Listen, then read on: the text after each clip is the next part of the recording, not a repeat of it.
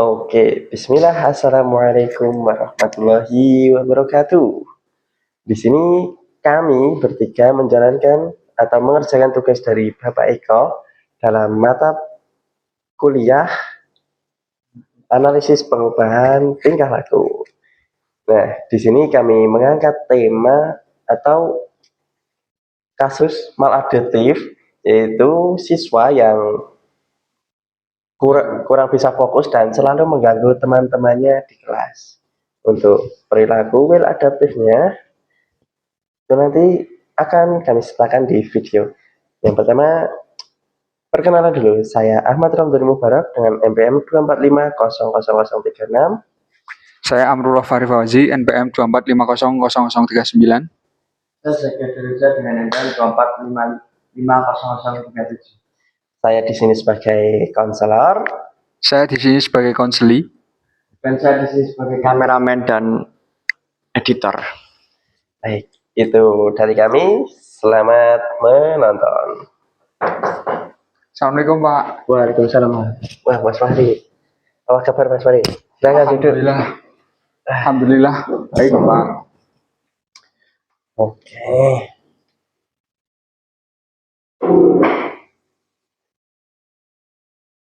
Di sini kamu nggak perlu khawatir. Ini bukan seperti dihukum atau apa. Kita cuma ngobrol santai saja. Bapak mau kenalan lebih dalam sama Mas Fahri.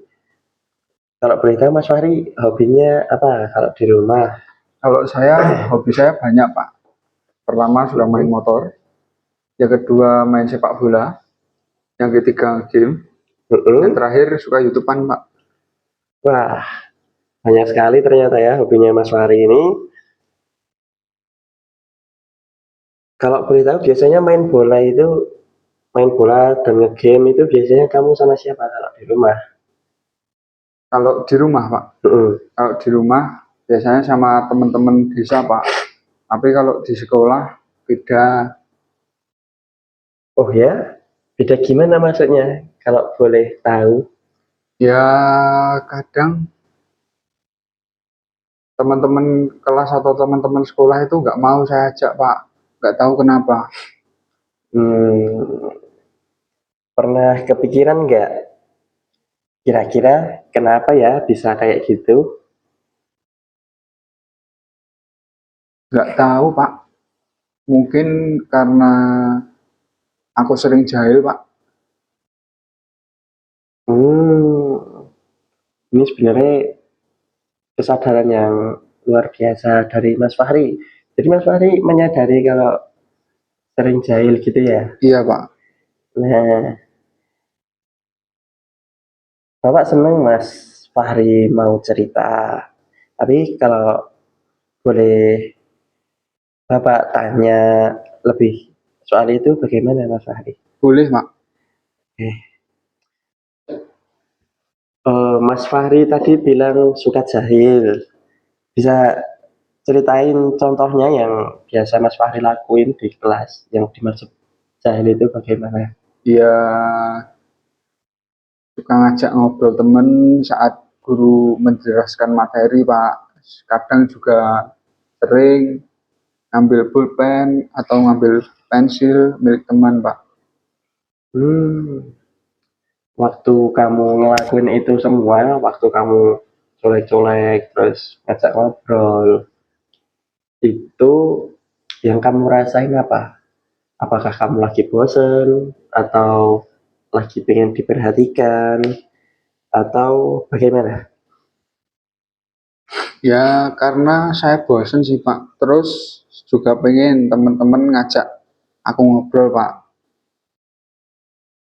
Jadi sebenarnya Mas Fahri pengen dekat sama teman-teman yang lain, pengen punya banyak teman yang asik gitu. Iya Pak, bener banget. Nah, Bapak mau tanya nih, waktu Mas Fahri jahilin teman, misalnya ambil pensil secara tiba-tiba, kira-kira teman Mas Fahri responnya gimana? Biasanya mereka kesel Pak. Sampai bilang, Fahri, apa-apaan sih? Ngopo sih? gitu Pak. Terus nggak mau duduk deket aku Pak. Oh, Jadi kayak jadi digajauin gitu Pak. dijauhin Iya, malah. Jadi justru bukannya makin dekat, malah malah jadi jauh ya. iya. Nah, itu yang mau kita coba pahami bareng-bareng hari ini. Oke Pak.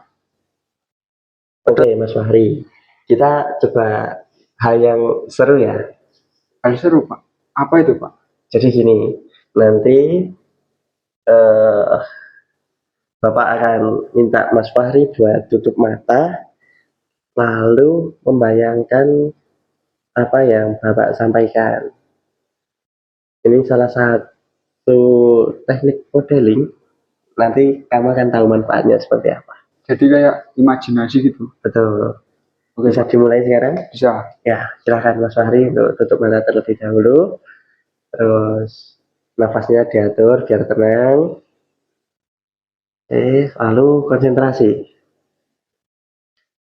Terus bayangin Mas Fahri lagi duduk di kelas, guru lagi nulis materi di papan tulis, terus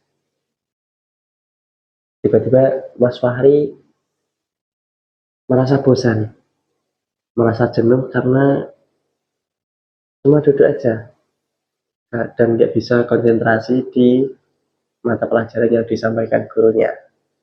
Lalu tiba-tiba Mas Fahri ngambil pensil punya Mas Zaki yang lagi fokus nulis. Nah, itu kan tentunya gimana reaksi Mas Zaki setelah pensilnya kamu ambil? Ya, dipikirin dulu aja, dibayangin gimana reaksinya Mas Zaki kalau dia lagi fokus nulis nih, tiba-tiba alat tulis yang dia pakai, tiba-tiba kamu ambil. Nah, itu reaksinya gimana kira-kira? Ya dia langsung cemberut Pak. Langsung marah. Terus langsung ngejauhin mejanya dari meja saya Pak. Nah, sebenarnya kan kalau seperti ini, Mas Fahri juga menyadari gimana reaksi teman-teman Mas Fahri terhadap apa yang Mas Fahri lakukan kepada mereka. Nah, Teman-teman semua langsung lirik-lirik ke saya Pak. Kayak ngomongin saya gitu. jadi Mas Fahri juga menyadari selain eh, Mas Zaki yang responnya tidak sesuai dengan apa yang Mas Fahri inginkan, tetapi juga menyadari kalau teman-teman yang lain, teman-teman sekelas itu juga memperhatikan Mas Fahri, tetapi juga dengan bisik-bisik seperti ngerasani atau membicarakan Mas Fahri tanpa sepengetahuan Mas Fahri, begitu ya. Iya Pak. Nah, sebenarnya tujuan Mas Fahri itu baik. Tujuannya pengen akrab, pengen ngobrol karena jenuh juga. Akan tetapi ternyata action yang Mas Fahri lakukan itu adalah satu kesalahan. Coba bayangin, jadi di bayangan Mas Fahri tadi itu semua tergambar jelas ya. Iya Pak. Berkabar jelas. Bagaimana kalau tergambar jelas bagaimana ketika ada orang yang lagi serius menulis, tetapi tiba-tiba alat tulisnya diambil, itu reaksinya bagaimana? Terus orang-orang sekitar melihat Mas Fahri juga bagaimana? Itu kan jadi Mas Fahri tergambar jelas itu semua. Iya.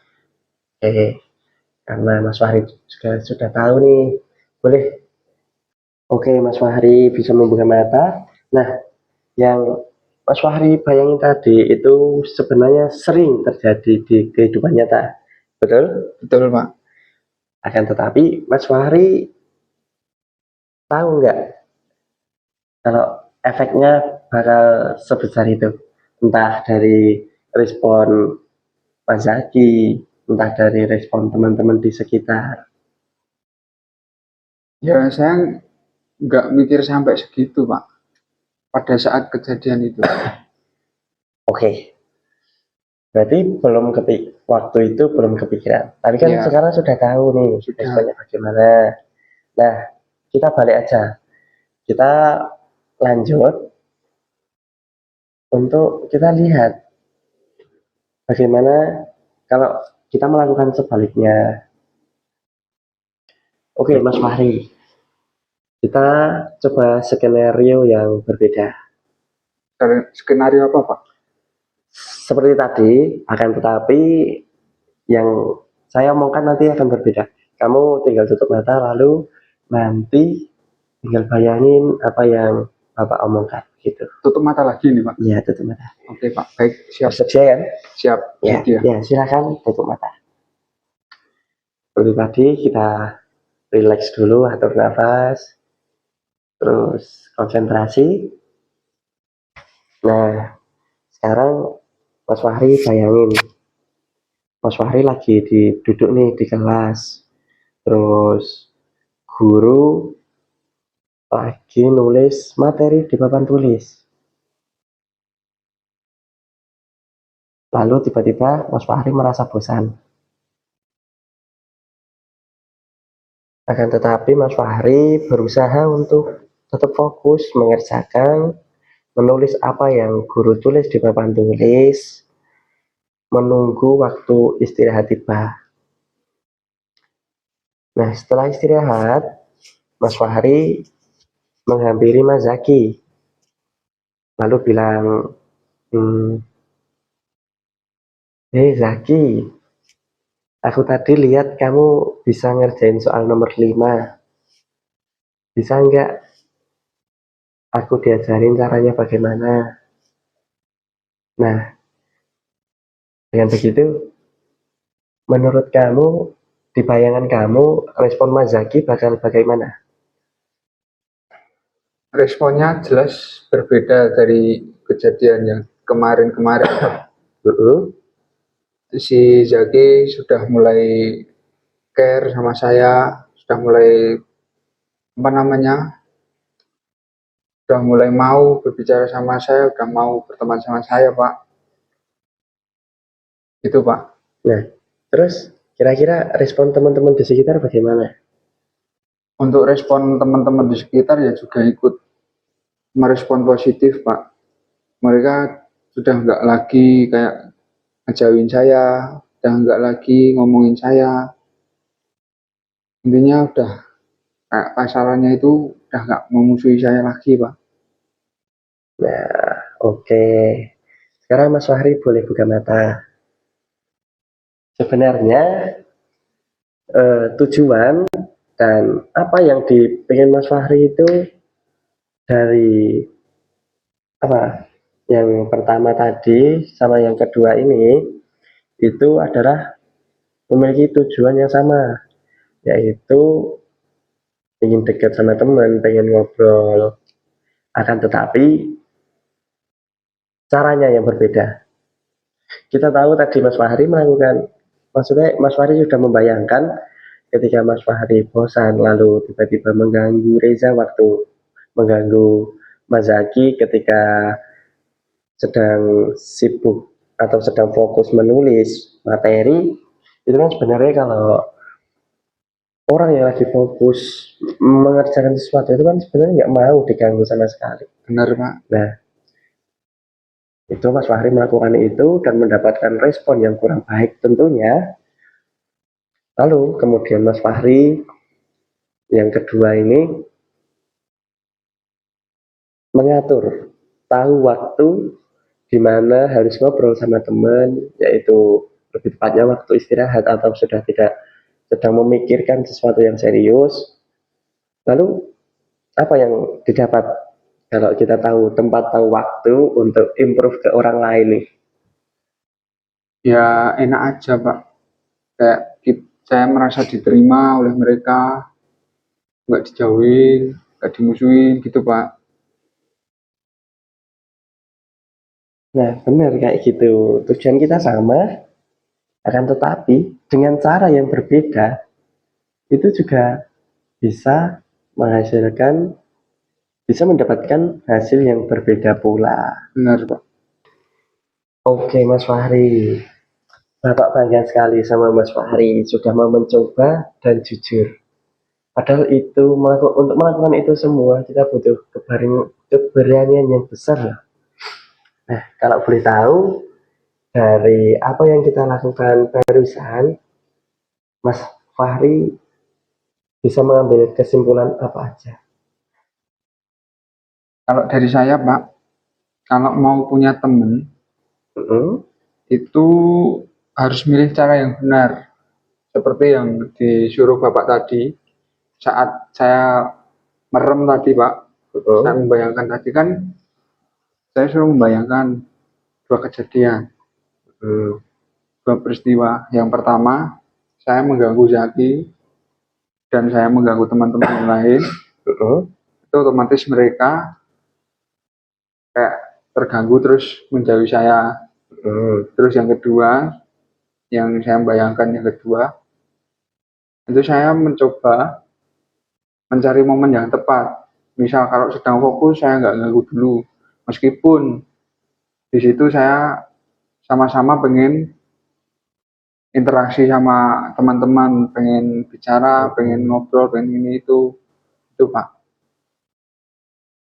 Oke, luar biasa sekali Mas Fahri bisa menarik kesimpulan dari apa yang kita lakukan tadi. Itu artinya kalau Mas Fahri bisa mengambil kesimpulan itu berarti Mas Fahri benar-benar paham. Bukan Bapak yang memaksa untuk Mas Fahri tahu, akan tetapi Mas Fahri benar-benar paham apa yang sudah kita lakukan tadi. Mas Fahri tahu bagaimana yang benar, bagaimana yang salah dalam mencari teman, dalam improve percakapan di dalam kelas, biar tidak dijauhi juga. Nah, dengan begitu Bapak ada sedikit tugas nih buat kamu, buat lihat perkembangan kamu ke depannya. Bagaimana? Ini jadi saya udah nggak bayangin lagi, langsung praktek gitu Pak. Ya, gitu. Sanggup Pak, insya Allah saya sanggup. Oke, jadi gini. Nanti kamu waktu di kelas, coba tahan kebiasaan kamu selama ini. Kalau kamu mau mengganggu teman, kalau kamu mau mengambil Pensil, pensil, pulpen, mau pulpen atau apalah itu, kamu tahan dulu. Kamu fokus, kamu tunggu waktu yang tepat, yaitu waktu istirahat atau waktu sudah pulang. Nah, itu kalau kamu udah berhasil, kamu improve di waktu yang tepat, itu kamu tulis kapan saja, terus reaksi teman-temanmu bagaimana. baik Pak. Lalu nanti dilaporkan kita lihat lagi minggu depan pas ketemu bagaimana. Bisa Pak, bisa banget. Saya usahakan. Oke, bagus sekali Mas Wahri. Bapak percaya kalau Bapak percaya kalau kamu bakalan bisa. Nah, kalau ada yang susah, kalau ada Problem. problem, boleh mencari Bapak lagi di sini. Walaupun belum waktunya seminggu lagi. Waktu kita membicarakan catatan kamu itu.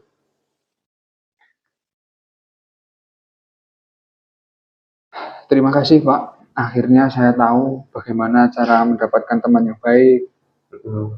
bagaimana cara agar tidak jauhi teman. Akhirnya saya sekarang paham bahwa yang saya lakukan kemarin itu salah Pak. Terima kasih atas bimbingannya Pak. Ya, itu. Jadi kamu sudah tahu, sudah paham, tinggal kita praktekkan. Siap Pak. Jadi tugas Bapak ini sebenarnya untuk mengawal perubahan kamu sukses atau enggak begitu. Siap. Terima kasih Pak. Ya, setelah ini silahkan karena sudah waktunya juga sudah habis, silahkan kembali ke kelas terus dimulai tugas dari Bapak dari sekarang, dari setelah kamu keluar dari ruangan ini sampai seminggu lagi pas kita ketemu. Siapa? Terima kasih sudah mau jujur, sudah mau berusaha. Bapak apresiasi sekali keberanian kamu, keinginan kamu untuk berubah juga. Ya, silakan. Terima kasih Pak. Ya. Assalamualaikum. Silakan. Siap.